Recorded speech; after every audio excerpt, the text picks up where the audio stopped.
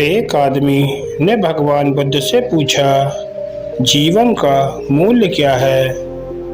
बुद्ध ने उसे एक पत्थर दिया और कहा, जाओ और इस पत्थर का मूल्य पता करके आओ, लेकिन ध्यान रखना इसे फेंकना नहीं।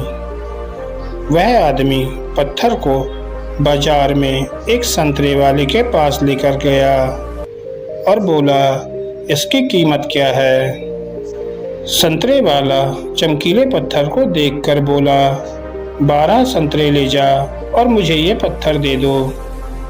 आगे एक सब्जी वाले ने उस चमकीले पत्थर को देखा और कहा, एक बोरी आलू ले जा और इस पत्थर को मेरे पास छोड़ दे।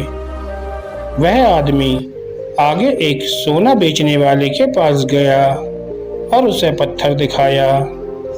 सुनार उस चमकीले पत्थर को देखकर बोला, मुझे यह पत्थर 50 लाख में बेच दो।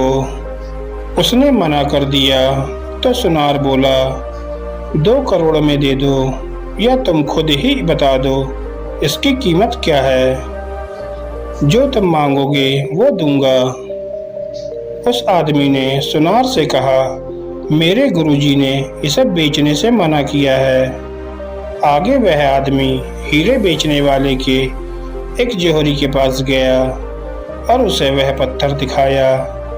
जौहरी ने जब उस बेशकीमती पत्थर को देखा तो पहले उस पत्थर के पास एक कपड़ा बिछाया, फिर उस कपड़े पर उस बेशकीमती पत्थर को रखकर परिक्रमा लगाया और माथा टेका। फिर जौहरी बोला, यह बेशकीमती पत्थर है, कहाँ से लाया है। सारी कायनात, सारी दुनिया को बेचकर भी इसकी कीमत नहीं लगाई जा सकती, ये तो बेशकीमती है। वह आदमी हैरान परेशान होकर सीधे बुद्ध के पास आया, अपनी आप बीती बताई और बोला, अब आप बताओ भगवान, मानवीय मूल्य क्या है। बुद्ध बोले, संतरे वाले को दिखाया।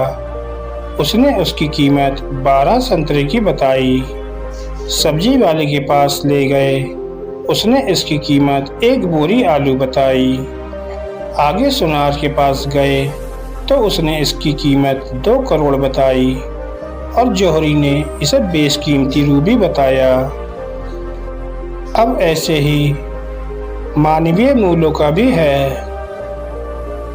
तुम बेशक हीरा हो, लेकिन सामने वाला तुम्हारी कीमत अपनी औकात, अपनी जानकारी, अपनी हैसियत से लगाते हैं। दोस्तों, इस कहानी से हमें यह सीख मिलती है, घबराओ मत।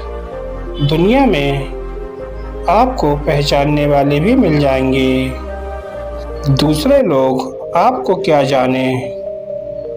मानव के गुण उसकी आंखों से देखकर नहीं, बल्कि उसके कर्म, विचार, व्यवहार से देखकर होता है। वरना यहाँ हर आदमी अपनी कीमत, अपना ज्ञान, अपनी हैसियत से निर्धारित करेंगे। धन्यवाद दोस्तों।